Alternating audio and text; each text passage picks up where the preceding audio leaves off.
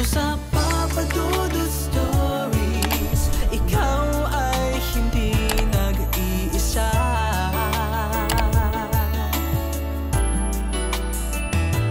Dito sa Papa Dudut Stories, may nagmamahal sa'yo. Papa Dudut Stories, Papa Dudut Stories. Dear Papa Dudut, sa lahat po ng mga nakatutok ngayon, huwag pong kalimutan mag-like, mag-share at mag-subscribe. Maraming salamat po sa inyong lahat.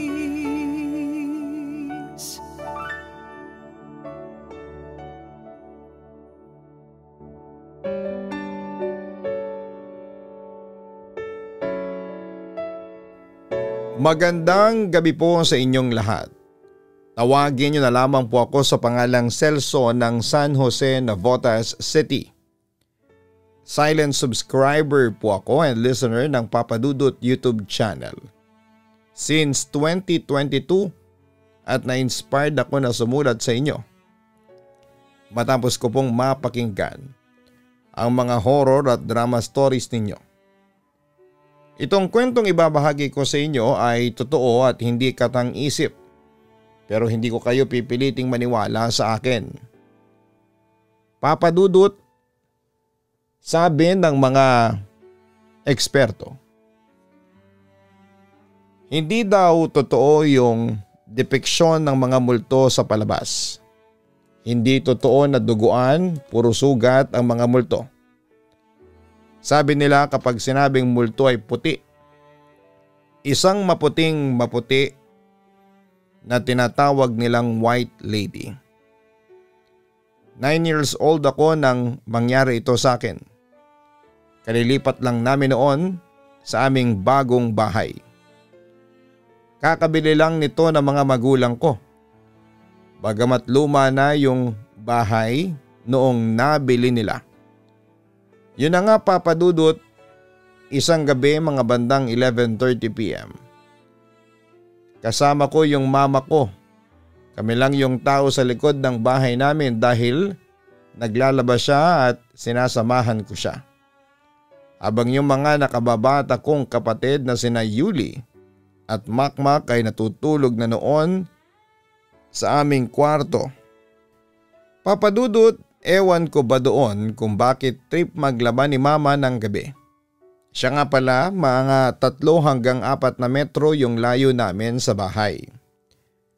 Naglalaba si mama habang inuutusan naman niya ako na i-hanger ang mga damit na nalabhan niya.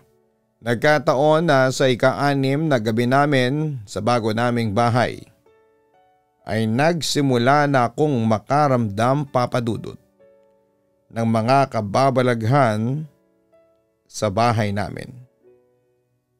Kaya siguro nagpapasama siya sa akin habang naglalaba Papa Dudut. Samantala 11:45 PM dumating naman ang papa ko galing sa trabaho. Isa kasi siyang security guard sa SM City Valenzuela at 10:00 ng gabi ang tapos ng shift niya. Pagdating niya agad niya kaming nilapitan since wala namang gate ang bahay namin. Mila, bakit naman tuwing gabi ka pa naglalaba? Dinadamay mo pa si Celso. Maaga ang pasok niya sa eskwelahan bukas. Wika ni Papa sa aking ina.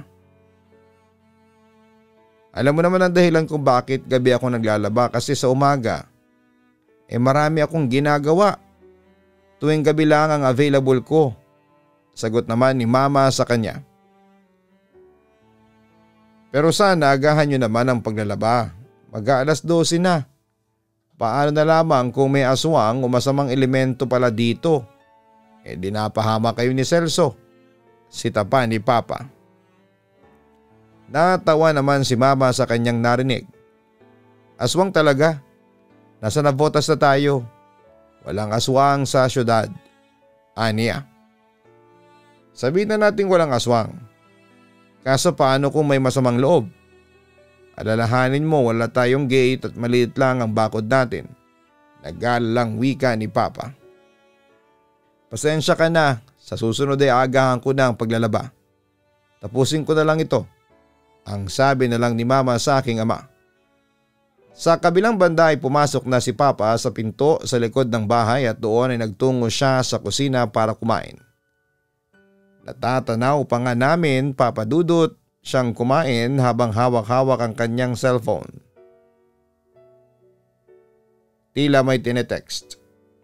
Ako naman ay inutusan ni Mama na isampay na yung mga damit. Habang nagsasampay, ay kakanta-kanta pa ako para hindi matakot kasi sobrang madilim doon sa parte ng sampayan ng mga damit. Nang biglang may sumitsit sa akin. Tumingin muna ako sa mama ko pero wala naman. Tapos nang mapatingin ako sa bakanting lote, may babaeng sobrang liwanag. Mahaba yung buhok at itim na itim. Sobrang puti niya, as in. Tapos Papa Dudut, lumalakad siya na yung ulo niya ay nakaharap sa akin. Imagine niyo na lang. Pero agad kong napansin yung kamay niya na parang nakaposas.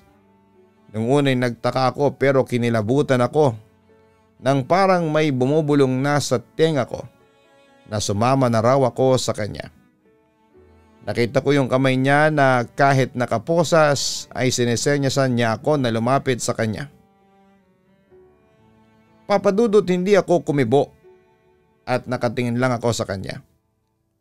Hanggang sa unti-unti siyang naglaho sa harapan ko.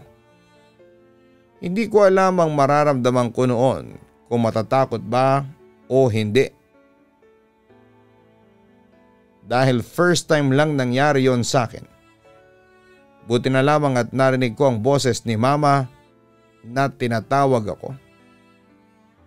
Celso, bakit ka natulala dyan? Isampay mo na yung mga hawak mo. Utos ni Mama sa akin. Hindi na ako nakatiis noon kaya nagmamadali akong bumalik kay Mama. Sinabi ko na may nakita akong white lady na nakaposas. Hindi ko alam kung bakit pero bigla na lamang siyang tumayo noon at hinila niya ako papasok sa pintuan sa likod ng bahay namin. Nadat na namin si Papa na nagtatakang nakatingin sa amin. Tapos na kayo maglaba? Tanong ni Papa sa amin. Hindi ako sumagot pero si Mama ang nagsalita, Papa Dudut. Akala ko ako lang ang nakakakita dun sa white lady na nakaposas ang mga kamay. Itong anak mo nakita na rin eh. Aniya. Ayan ang sinasabi ko sa inyo, Mila. Ang lakas ng loob ninyong maglaban ng gabing-gabi na. Tapos kapag nakakita kayo ng multo natatakot kayo. Pasaring pa ni Papa sa amin. Pagkatapos noon ay lumabas si Papa at sumunod naman ang aking ina. Inayos na lamang niya yung mga natitirang damit at sinampay na nila. Habang ako naman ay napag-iwanan na ako sa loob ng bahay kasi takot na akong lumabas ng mga sandaling yon. Kinabukasan maaga akong nagising kasi maaga ang pasok ko sa eskwelahan. At pagpunta ko sa kusina, gising na sina Mama at Papa at nag-uusap sila doon. Narinig ko na malapit pala kami sa Navotas Public Cemetery. Katunayan, yung nakita naming malaking pader sa likod bahay namin ay pader pala na naghihiwalay sa amin at sa mismong sementeryo. Dahil doon ay lalo akong kinilabutan. Narinig ko rin na parang sinisisi pa ni Papa si Mama na dito sila bumili ng bahay sa San Jose. Sabi naman ni Mama wala siyang magagawa kasi yun daw ang napagkasunduan nila ng aking lola Sting bago ito namatay. May naman na kasing malaking halaga ng pera si Mama sa kanyang ina. Pero sa kondisyon na ito ngang bahay ang bibilhin niya. Basta parang ganon ang narinig ko. Medyo nabaling naman sa akin ang usapan. nang makita na nila akong gising. Agad akong pinagluto ni mama ng instant noodles at pinagtimpla ng chocolate milk drink. At habang kumakain ay nagsalita sa akin si Papa. Kung ano man yung nakita mo kanina sa labas, huwag mo nang ikwento yon sa mga kapatid mo. Ayoko matakot sila. Ikaw rin huwag mo nang isipin yung nakita mo. Palagi kang magdarasal sa Panginoon bago ka matulog. Huwag na rin kayong lalabas ng gabi. Kinausap ko na tong nanay mo at nagkasundo na kami na maglalaban na lamang siya hanggang alas 8 ng gabi. Aniya. Tumango lamang ako noon kay Papa bilang pagtugon. Samantala lumipas ang ilang buwan at sumapit na ako sa edad na 10. Bilang panganay, tinuruan na ako ni Mama na magluto tulad ng pakbet, kare-kare, adobo, pansit at iba pa. Wala naman ako naging problema doon dahil hilig ko naman yon. Kaya kapag busy si Mama sa paglalaba, ako madalas ang nagluluto ng aming hapunan.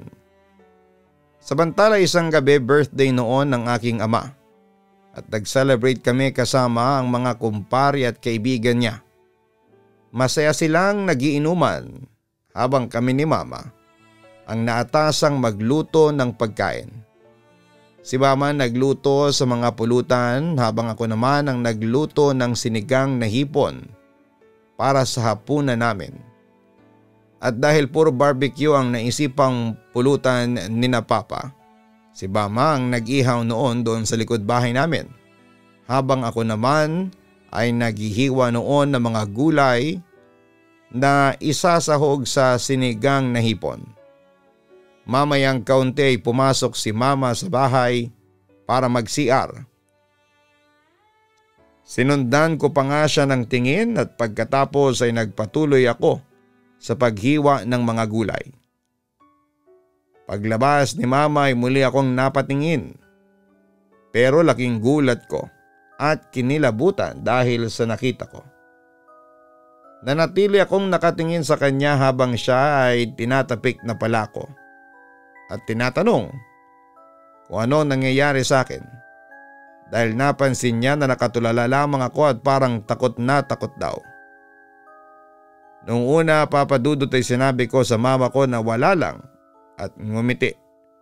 Ngunit hindi naniniwala ang mama ko kaya no choice ako kundi ang aminin sa kanya ang totoo habang hindi ako makatingin ng diretsyo sa kanya.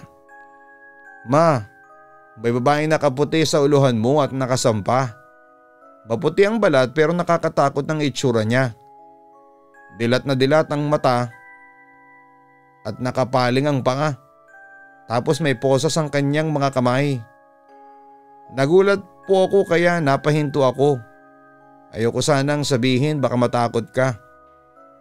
Pagkatapos kong sabihin yon ay sinabihan ako ni Mama ng pabiro. Para kang tanga.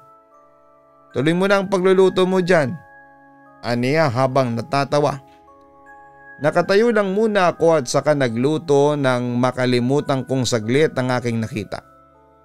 Pagkatapos kong magluto ay lumabas na ako para pumunta sa mga tao na nasa labas.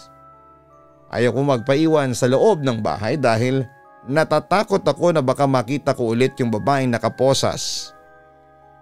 Alam mo ba, Papa Dudut, pagkatapos noon ay napansin ko na parang nangihina si Mama at kinabukasan ay nagulat na lamang kami dahil mataas ang kanyang lagnat.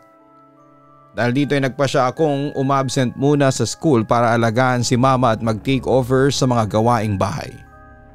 Inagaan ko na ang paglalaba dahil ayaw kong maglaba ng gabi dahil nga sa nakakakilabot kong experience. Ipinagluto ko rin si Mama ng pagkain niya. Pagkatapos noon ay ako na ang naglinis ng bahay. Bale, 2 araw akong umabsent noon sa school pero ayos lang yon sa akin.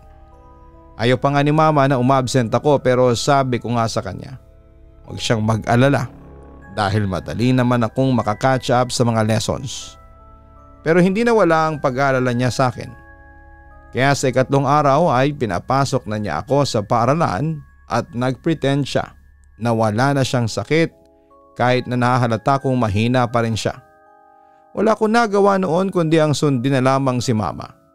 Pero pagkatapos ng klase namin ay agad akong umuwi para tulungan at alagaan si mama.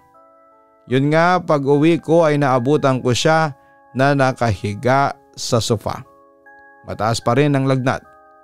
Kaya ginawa ko noon ang lahat para bumaba ang temperatura niya. Pinainom ko siya ng paracetamol at dinasalan. Malakas kasi ang kutob ko noon, Papa Dudut, na may kinalaman ng white lady na nakaposas na nakita kong nakapasan kay mama noong birthday ni Papa. Kinagabihan, pag uwi ni Papa galing sa trabaho, ay kinausap ko siya at nagtanong kung may kilala ba siyang albularyo. Meron daw at nasa San Jose Navotas lang din. Sinabi ko kay Papa ang hinala ko na kaya may sakit si mama dahil nakursunadahan ng white lady na nakaposas na nagpapakita sa likod bahay namin. Maaring nagambala ito ni mama nang mag-ihaw siya doon. Natatandaan ko kasi na sobrang mausok ang likod bahay namin noong gabing nakita ko yung white lady na nakasampa sa kanya. Kinabukasan, day off ni Papa sa trabaho, kaya nagpasya siyang dalhin na si mama sa doktor. Pero bago yon ay dinaan muna namin siya sa albularyo. Doon ay nalaman nga namin na nakursunadahan si mama ng isang nilalang na nagaan yung white lady na nakaposas. Hindi ko matandaan kung anong klaseng nilalang yon, pero ang natatandaan ko ay hindi raw ito ligaw na kaluluwa. Para daw itong isang paranormal entity na parasite kung saan ay nag-i-exist ito sa pamamagitan ng paghigop at pag-consume ng positive energy na nagmumula sa isang tao. Para bang ganon ang pagkakatanda ko. Samantala nag-orasyon na ang albularyo para mawala ang parasite na nilalang na kumukuha ng lakas ng aking ina. Nakalimutan ko na kung anong klaseng ritual ang ginawa dahil inutusan ako noon ng albularyo na lumabas muna habang inuorasyonan si mama. Baka raw kasi sa akin daw lumipat ang nilalang dahil bata pa raw ako at nag-uumapaw pa raw ang positive energy sa aking katawan. Pagkatapos naman noon, Papa Dudut, ay bumuti na ang lagay ni mama. Ayon kay Papa, nagtagumpay daw ang orasyon at nawala daw sa pagkakakapit ang nilalang na yon kay mama. Kaya makalipas ang ilang araw ay nanumbalik ang lakas ni mama at naging masaya ulit ang pamilya namin. Lumipas ang mga taon.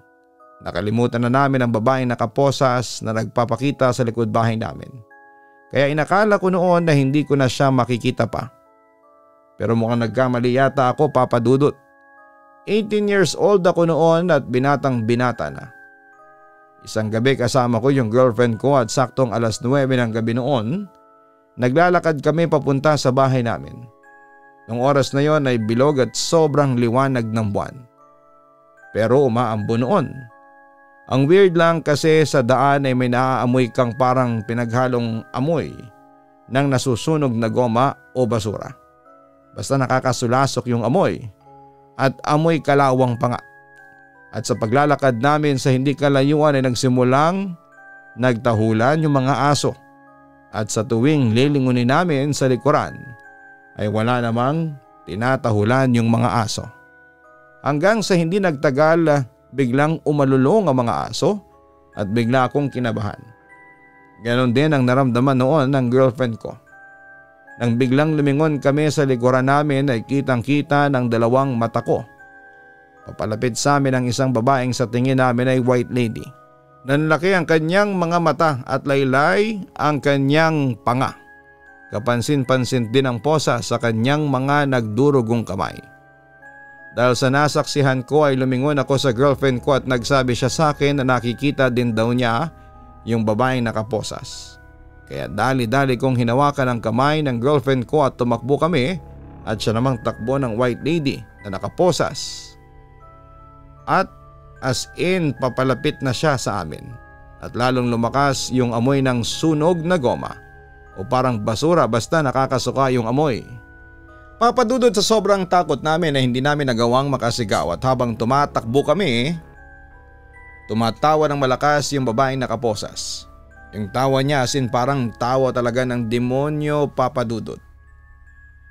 Naalala ko na parang nauubo pa siya sa kakatawa niya. Huminto kami sa kilala kong kapitbahay at kinalampag namin ang pintuan at sumigaw kami ng tulong. Luckily pinagbuksan kami at dali-dali kaming pinapasok at sinarado ang pintuan at pati yung bintana. At bago, Papa Dudut, isarado ang bintana, nakita ko kung paanong nanlilisik ang mga mata ng babaeng nakaposas habang nakangisi at tumatawa ng malakas. Yung tawa niya as in nakakakilabot at parang nagmumula sa impyerno. At doon kami nagpaumaga sa bahay na yon. At that time ay pareho kaming tulala ng girlfriend ko.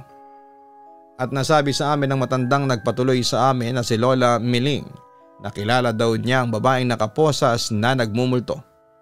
Biktima daw ito ng salvage dahil napagbintangan daw itong asset ng mga pulis.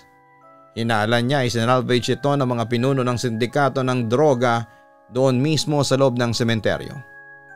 Sa pader kung saan ang kabila ay ang mismong bahay na namin. Kaya daw siguro gano'n na lamang magmulto ang babaeng nakaposas dahil hindi niya matanggap na hanggang ngayon ay hindi pa rin niya nakakamit ang hustisya sa kanyang pagkamatay. Pinayuhan din ako ni Lola Miling na kumbinsihin ko raw ang mga magulang ko na umalis na doon sa bahay namin dahil likod bahay namin ay pinamumugaran na raw ng masasamang elemento. Samantala doon na kami nagpalipas ng gabi. Kinaumagahan ay agad kong hinatid ang girlfriend ko sa kanyang bahay at pagkatapos ay umuwi na ako sa aming bahay. Doon ay sinabi ko kina mama at papa ang naranasan namin ng girlfriend ko at kinumbinsi ko sila na lumipat na ng bahay dahil hindi matatahimik ang pamilya namin hanggat naroroon kami. Kaso Papa Dudut, sa kasamaang palad dahil na rin sa kawalan ng pera ay hindi umalis ang mga magulang ko. Ang ginawa ko na lamang ay nagsumikap ako at nang makatapos sa pag-aaral ay naghanap ako ng magandang trabaho. Nang makaipon ay naghanap ako ng bahay na mauupahan. Sa Navotas pa rin naman pero malayo na doon sa sementeryo. Pagkatapos noon ay sinama ko na ang mga magulang ko sa inupahan kong bahay. Pumayag naman sina mama at papa at binenta na lamang nila yung bahay namin sa San Jose na nasa likod ng sementeryo. Sa ngayon Papa Dudut ay maayos at payapa naman ang mga buhay namin. Wala na rin akong nararanasang kababalaghan sa ngayon. Ganon pa man ay hindi ko talaga makakalimutan yung babaeng nakaposas na sa tingin ko ay hindi isang ligaw na kaluluwa, kundi isang masamang elemento. Papa Dudut, dahil sa naging experience ko ay lalo akong napalapit sa Panginoon. Madalas akong magsimba sa San Jose de Navotas Parish para gabayan niya ako at ilayo sa anumang masasamang vibes at elemento na maaaring magpagulo sa aking buhay at mukhang dinidinig naman ng Diyos ang aking mga kahilingan. Papa Dudut, hanggang dito na lamang. Maraming salamat in advance. Kung mapipili mo itong i-ere, muli magandang gabi sa inyong lahat. Lubos na gumagalang, Celso. Maraming salamat, Celso, sa pagbabahagi mo ng iyong kwento sa aming programa. Ang tanong ng marami, totoo bang mga multo? Oo, pero hindi sila katulad ng iniisip ng marami. Ghosts are real because spiritual beings such as angels are also real. Sila ba ay mga espiritu ng mga namatay katulad ng sinasabi ng media at mga so-called paranormal experts? Hindi, dahil kung Kristiyano ka, hindi ito nakasaad sa Biblia. Malinaw ang sinabi ng Hebrews 9:27. And just as it is appointed for man to die once, and after that comes judgment. Pagkatapos mamatay, may paghatol na agad na haharapin. Either eternal punishment in hell or eternal life in heaven. Wala kang chance na magstay pa ng 40 days o magpakalat ka pa para humingi ng hustisya o kaya ay mag-photobomb sa kung kaninong selfie. You only live once and afterward, you'll face judgment. Kung totoo na pwede pa ring hindi tumawid ang tao sa kabilang buhay, Nawawalan po ng kabuluhan lahat ng sinasabi ng Biblia patungkol sa afterlife. Kung hindi sila espiritu ng mga yumao, ano po sila? Ghosts are evil spirits impersonating someone else. Wala namang ibang option, imposible namang angels sila dahil masyado silang busy na gawin ang mga will ni Lord para pumasyal pa sa kung saan at hilahin ang kumot mo. Evil spirits or demons are masters of disguise. No wonder kaya rin ng mga alagad niya na magkunwaring white lady. Kung ikaw nga kaya mong magmukhang multo sa costume party, abay wag po kayo magtaka na kaya rin ng mga evil spirits na gawin ang mga bagay na yon. Bakit nila ginagawa yon? Para manlinlang at para manakot. At kapag takot ang isang tao ay humihina ang depensa nito spiritually at ginagamit yun ng dyablo bilang pagkakataon para guluhin ang iyong buhay. Tandaan, kapag takot ang tao, magiging mahirap sa kanya ang pagkatiwalaan ng Diyos. Kaya hindi nakapagtataka na gagawin ng evil spirits ang lahat ng bagay na matakot tayo dahil maaaring ilayo ng takot ang tao sa Diyos. Kapag takot din ang tao, madali rin siyang linlangin ng paulit-ulit. Kaya sa kwento natin ngayong araw, tandaan natin na walang sinuman ang mas makapangyarihan kesa sa ating Panginoon. Magdasal at manampalataya sa Kanya nang sa ganon ay lumakas ang depensa natin laban sa mga alagad ng dyablo. Hanapin ang Kaistorya YouTube channel para sa ibang horror stories. Sana po isilipin niyo po ito. Ito po ay second produced channel ng inyong Papa Dudut, narrated by Jason Steele. At manood din ang Papa Dudut Family YouTube channel. Kasi po meron kaming weekly prize, or should I say every episode po ay may weekly prize kami na ibinibigay sa isang lucky viewer. Maraming salamat po.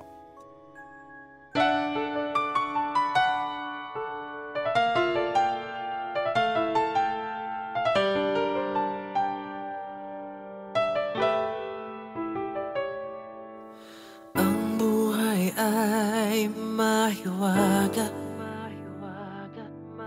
laging may lungkot at saya.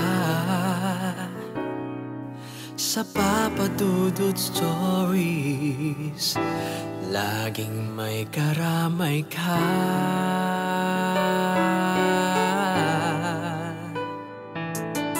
Mga problemang kay bigat, dito ay pakikinggan ka. Sa Papa Dudut Stories, kami ay iyong kasama. Dito sa Papa Dudut Stories, ikaw ay hindi nag-iisa.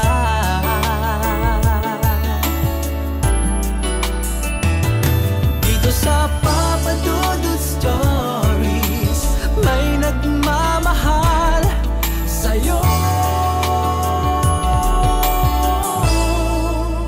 Papa Dudut Stories,